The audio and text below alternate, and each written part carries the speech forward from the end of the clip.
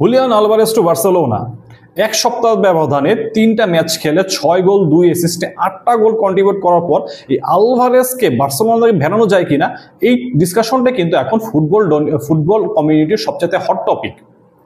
কিন্তু বার্সেলোনা কি আদৌ আলভারেজের পিছনে যাবে, এবং বার্সেলোনা কি আলভারেজের পিছনে যদি যায় তাহলে আলভারেজের জন্য ট্রান্সফার ফিটা কেমন হতে পারে, আর আলভারেজ কি সত্যি অ্যাটলেটিকো মাদ্রিদ ছেড়ে বার্সেলোনায় আসবে, এবং আলভারেজ যদি বার্সেলোনাতে আসেও তো হ্যান্সি ফ্লিকের এই সিস্টেমে আলভারেজ কিভাবে ফিট হবে, এবং আলভারেজ বার্সেলোনাতে টেকটিক্যালি এবং কোয়ালিটিতে কি ভ্যালুটা অ্যাড করবে, এটা নিয়ে মূলত আজকের এই ভিডিও।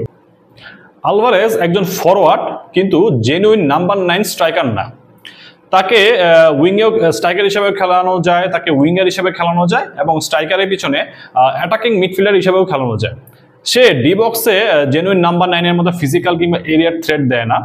উইংয়ে ন্যাচারাল উইঙ্গারদের মতো স্পিড কিংবা ড্রিবলিংও করে না, কিংবা অ্যাটাকিং মিডফিল্ডারদের যেই স্কিল এবং ক্রিয়েটিভিটি থাকে সেরকম স্কিল ক্রিয়েটিভিটি কিন্তু সে শো করে না। বাট তাকে স্ট্রাইকার হিসেবে খেলালে সে গোলের শিরুটি দেয়, উইংয়ে খেলালেও সে টপ ক্লাস স্পিড না দিলেও তার একটা ভালো গতি থাকে, এবং তাকে যদি অ্যাটাকিং মিডফিল্ডার হিসেবে খেলানো হয় সেখানে কিন্তু সে এলিট লেভেলের স্কিল এবং ক্রিয়েটিভিটি শো না করলেও সে কিন্তু সেখান থেকে প্লে মেকিং এবং চান্স ক্রিয়েটও করতে পারে।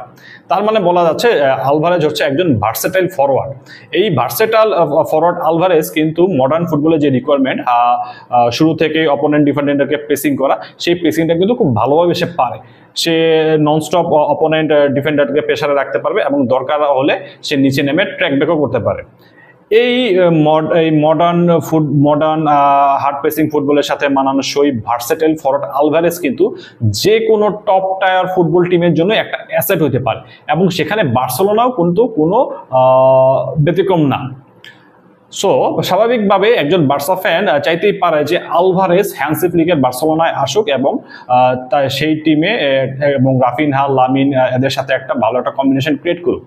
এখন আলভারেজ যদি বার্সেলোনায় আসে তাহলে আলভারেজ প্রোফাইলের একজন ফরওয়ার্ড হ্যান্সি ফ্লিকের প্রেজেন্ট সিস্টেমে কিভাবে ফিট হতে পারে। হান্সি ফ্লিকের সিস্টেমটা যদি দেখি, হান্সি ফ্লিক মূলত বার্সেলোনাকে খেলায় 4-3-3, বাট অন দ্য বল বার্সেলোনার ফরমেশন হয়ে যায় 4-2-4। সেখানে রাইট উইঙ্গার লামিন ইয়ামাল সে টাচ লাইন থেকে শুরু করে, এবং সেখান থেকে সে ড্রিবলিং করে মূলত চান্স ক্রিয়েশনের কাজটা করে। এছাড়া বাকি যেই 3জন থাকে, লেফট উইঙ্গার রাফিনহা, অ্যাটাকিং মিডফিল্ডে খেলা দানি ওলমো, ফার্মিন কিংবা গাভি, এবং স্ট্রাইকার হিসেবে খেলা লেভানডস্কি অথবা ফেরান তোরেস, এই 3জন কিন্তু বক্সের কাছাকাছি মোটামুটি স্ট্রেট লাইনে একটা সেন্টার পজিশনে থাকে। এবং বার্সেলোনা যে চান্সগুলো ক্রিয়েট করে ম্যাক্সিমাম টাইমে এই চান্সগুলো আসে রাফিনহা, লেভানডস্কি, ফেরান, ফার্মিন, গাভি, অলমো এদের পায়। তো এরা মূলত ফিনিশিং জোনে অথবা শুটিং পজিশনে থাকে বার্সেলোনা যে চান্সগুলো ক্রিয়েট করে সেগুলো কাজে লাগানোর জন্য। যে কারণে আমরা দেখি যে বার্সেলোনার সবচেয়ে গোল যদি পিছিয়ে থাকে তাহলে সেটা হয় লেভানডস্কি, এরপরে থাকে রাফিনহার, এরপরে চান্সগুলো প্রায় ফেরান কিংবা ফার্মিন কিংবা গাভি কিংবা অলমো। এই পজিশনগুলাই আসলে চিন্তা করতে হবে আলভারেজ কিভাবে থাকে। আলভারেজ স্টার্ট করতে পারে এদার লেভানডস্কি কিংবা ফেরানের সেন্টার ফরওয়ার্ড পজিশনে, কিংবা তার ঠিক পিছনে অলমো, ফার্মিন যেই অ্যাটাকিং মিডফিল্ডার কাম সেকেন্ড স্ট্রাইকার পজিশনে খেলে সেই পজিশনে, অথবা রাফিনহা যে লেফট উইঙ্গার কাম সেকেন্ড স্ট্রাইকার রোলটায় খেলে ঠিক সেই রোলটায়। সো এইরকম 2-3টা রোল পজিশনে কিন্তু আলভারেজকে সেট করা যায়। এখন আলভারেজকে যখন এইসব পজিশনে সেট করা হবে, সে যেটা বললাম, সে হয়তো টপ ক্লাস স্পিড দিবে না অথবা টপ ক্লাস ড্রিবলিং দিবে না, বাট তার পজিশনিং সেন্সটা ভালো, তার প্রেসিংটা ভালো, তার ওয়ার্ক রেটটা ভালো, এবং তার finishing sense plus shooting accuracy এটা কিন্তু ভালো। তো দেখা যাবে যে যেই চান্সগুলো লেভানডস্কি, ফেরান, রাফিনহা, ফার্মিন কিংবা অলমার পাচ্ছে, সেই চান্সটা যদি আলভারেজ পায় তো আলভারেজ সেই চান্সগুলো গোলে বেটার কনভার্ট করতে পারবে, কারণ তার ফিনিশিং, তার পজিশনিং সেন্স, তার ফিনিশিং সেন্স এবং তার শুটিং অ্যাকিউরেসিটা কিন্তু এইখানে যাদের নাম নিলাম তাদের থেকে কিন্তু নর্মালি ভালো। বাট কথা হচ্ছে সে খেলতেছে অ্যাথলেটিকো মাদ্রিদে, এবং অ্যাথলেটিকো মাদ্রিদ হচ্ছে ডিফেন্সিভ মাইন্ডেড টিম, যারা আসলে অল টাইম অ্যাটাকিং মুডে খেলে না। তারা একটা গোল লিখতে দিতে পারলে তারা ডিফেন্সিভ মুডে চলে যায়, এবং ডিফেন্সিভ টিমের অ্যাটাকাররা কিন্তু খুব বেশি একটা গোল অ্যাসিস্ট করে না, যে কারণে আলভারেজের মতো একজন versatile forward top class elite লেভেলের হইলেও সে কিন্তু সেই লেভেলে গোল পায় না। সে যখন হ্যান্সি ফ্লিকের বা বার্সেলোনাতে আসবে, একটা আলট্রা অ্যাটাকিং টিমে আসবে, সেখানে কিন্তু সে গোলের সুযোগ বেশি পাবে, এবং সে যদি লং টাইমের জন্য অফ ফর্মে না যায়, সে লং টাইমের জন্য যদি মাঠের বাইরে না থাকে, তার ফিটনেসের যদি সমস্যা না থাকে, সে কিন্তু বার্সেলোনায় আসে বেশ কিছু গোল পাবে, এবং বার্সেলোনায় এসে বেশ কিছু গোল পাওয়া মানে বার্সেলোনার গোল সংখ্যা আরো বাড়বে, এবং আলভারেজের ইনক্লুশনটা আগামী হয়তো বা 7-8 বছরের জন্য বার্সেলোনার ফরওয়ার্ড লাইনে একজন ফিনিশারের যেই দরকার সেটা কিন্তু পূরণ করবে। তো কথা হচ্ছে বার্সেলোনা আদৌ আলভারেজের পিছনে যাবে কিনা, এবং আলভারেজের পিছনে যদি যায় তাহলে আলভারেজের পিছনে তার কি খরচ করতে হবে, এবং তার থেকে বড় কথা হচ্ছে আলভারেজ অ্যাথলেটিকো মাদ্রিদ ছেড়ে এই বার্সেলোনাতে আসবে কিনা।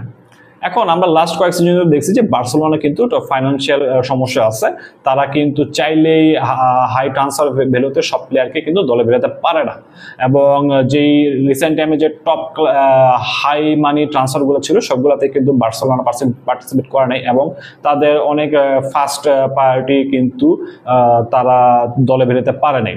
লাইক ফর এক্সাম্পল এই সিজনে নিকো উইলিয়ামসের পিছনে বার্সেলোনা কিন্তু শুরু থেকে ছিল, বাট ফাইনালি কিন্তু নিকো উইলিয়ামসকে তারা অনবোর্ড করতে পারে নাই। এখন বার্সেলোনা চাইলেই যে আলভারেজকে দলে বেরোতে পারবে এরকম কোনো কথা নেই, কারণ এখানে একটা ফাইন্যান্সিয়াল একটা সমস্যা মানে আছে। বার্সেলোনা আসলে সবসময় এটা ফুলফিল করতে পারে না, এবং প্লেয়ার রেজিস্ট্রেশনে তাদের একটা সমস্যা থাকে।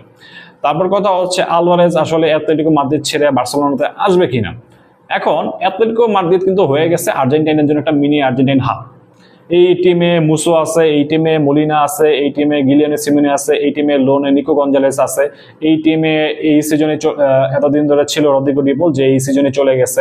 এই সিজনে আর্জেন্টাইন সেন্টার ব্যাক ক্রিস্টিয়ান রোমেরোকেও দলে বেরোনোর কথা ছিল, কিন্তু সে লাস্ট মুহূর্তে আসে নাই, এবং আলমাদা আছে এই টিমে।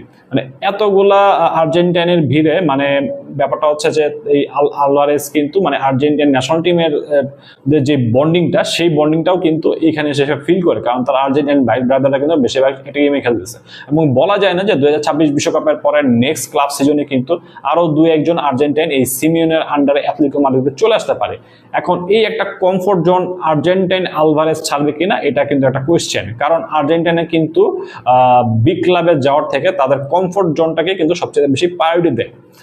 আর আলভারেজ এই কমফোর্ট জোন কিংবা তার আর্জেন্টাইন ভাই ব্রাদারকে ছেড়ে সে বার্সেলোনা আসবে কিনা, এখানে আসতে পারে তার যদি হাই অ্যাম্বিশন থাকে, লাইক সে ইউসিএল সিরিয়াসলি ইউসিএল জিততে যাচ্ছে, মানে অলরেডি সে একবার জিতছে, সে আরেকবার ইউসিএল জিতে যাচ্ছে, কিংবা সে ব্যালন ড'র জিতে যাচ্ছে, এরকম যদি সে লাইমলাইট এবং গ্লোরি আশা করে, ইন দ্যাট কেস আলভারেজ হয়তো বা বার্সেলোনা আসতে তার হাই ডিটারমিনেশনটা সে দেখাতে পারে। কিন্তু এখানেও আরেকটা কোয়েশ্চেন আছে যে বার্সেলোনা আসলেই সে যে ব্যালন ড'র জেতার জন্য ফেভারিট হয়ে যাবে তা কিন্তু না, কারণ বার্সেলোনায় কিন্তু যারা লা মাসিয়ান অথবা লোকাল প্লেয়ার তাদের প্রতি কিন্তু মিডিয়ার ফোকাসটা থাকে বেশি। ফর এক্সাম্পল আমরা বলতে পারি যে লাস্ট সিজনে কিন্তু গোল অ্যাসিস্টে বার্সেলোনার সবচেয়ে সাকসেসফুল প্লেয়ার ছিল কিন্তু রাফিনহা, কিন্তু রাফিনহার তুলনায় কিন্তু লামিন ইয়ামাল বেশি মিডিয়া অ্যাটেনশন পাইছে, এবং ব্যালন ডি'রও কিন্তু জার্নালিস্টদের ভোটে লামিন কিন্তু রাফিনহার থেকে উপরে শেষ করছে। ইন দ্যাট কেস বলা যায় যে আলভারেজ যদি বার্সেলোনায় আসে এবং বার্সেলোনায় এসে যদি সে রেগুলার বেসিসে গোল অ্যাসিস্ট পায়, বাট দেখা যাচ্ছে যে তার লাইমলাইটটা কিন্তু তার উপর না থাকে, হয়তো বা লামিন কিংবা পেদ্রি কিংবা অন্য কোনো লা ম্যাসেন কিংবা স্প্যানিশ প্লেয়ারের প্রতি চলে যেতে পারে। এখানে কিন্তু মানে আলভারেজ বার্সেলোনাতে আসলে যে সে তার ওই লাইমলাইটটা পাবে তা কিন্তু না। এইসব কিন্তু সে যদি অ্যাথলেটিকোতে থাকে এবং অ্যাথলেটিকো যদি সেম লেভেলে পারফরমেন্স করা যায়, তাহলে দেখা যাবে যে সে অ্যাথলেটিকো থেকেই যে লাইমলাইটটা পাওয়ার কথা ওই ফুল লাইমলাইটটা সেই পাচ্ছে। ইন দ্যাট কেস আসলে এই লাইমলাইট পাওয়ার কনসিডার করলে কিন্তু আলভারেজের বার্সেলোনা আসায় সেরকম হাই ডিটারমিনেশন কিন্তু নাও দেখা যেতে পারে। তো মূল কথা হচ্ছে আসলে আলভারেজের এই হাইপটা এখন হচ্ছে রিসেন্টলি তার পারফরমেন্সটার জন্য, স্পেশালি মাদ্রিদ ডার্বিতে মাদ্রিদের বিপক্ষে তার যে পারফরমেন্সটা ছিল, যেই বেস্ট ছিল, যে ফ্রি কিক গোলটা ছিল, এরপর থেকে কিন্তু আলভারেজ টু বার্সেলোনা এই রিউমারটা বেশি উঠছে। স্পেশালি আমরা বার্সেলোনা ফ্যানরা সোশ্যাল মিডিয়ায় এটা অনেক হাইপ তুলছি। তো বার্সেলোনা আসলে এই হাইপ অনুযায়ী আলভারেজের দিকে সিরিয়াসলি যাবে কিনা এটা নিয়ে একটা কোয়েশ্চেন থাকে, এবং আলভারেজ আদৌ আসবে কিনা এবং আসতে চাইলে ট্রান্সফার ফিটা কি হবে সেটা আসলে বার্সেলোনা ক্যাপাবল কিনা, অনেকগুলা কোয়েশ্চেন আছেই। তো মাঝখানে হয়তো মানে পুরা ক্লাব সিজন মাত্রই শুরু হলো, মাত্র 6-7টা গেম উইক গেছে, পুরা ক্লাব সিজনটা বাকি। অনেক এর মধ্যে আলভারেজ বলি, অ্যাথলেটিকো বলি, বার্সেলোনা বলি, অনেকের ফর্মস আপ ডাউন হবে, অনেক নতুন প্লেয়ার সাইন করবে। তো বার্সেলোনার নেক্সট সিজনে যে ট্রান্সফার যে demand world cup, after world cup তাদের হয়তো বা নতুন কোনো টার্গেট তারা ফিক্স করতে পারে, অত অনেক কিছুই হইতে পারে। তো আসলে ক্লিয়ারলি বলা যাচ্ছে না যে বার্সেলোনা আলভারেজের প্রতি যাবেই, বাট এটা বলতে পারি যে আলভারেজ যদি বার্সেলোনায় আসতো তাহলে হয়তো বার্সেলোনার স্কোরিং যেটা সেটা কিন্তু একটু ডেভেলপ হইতো।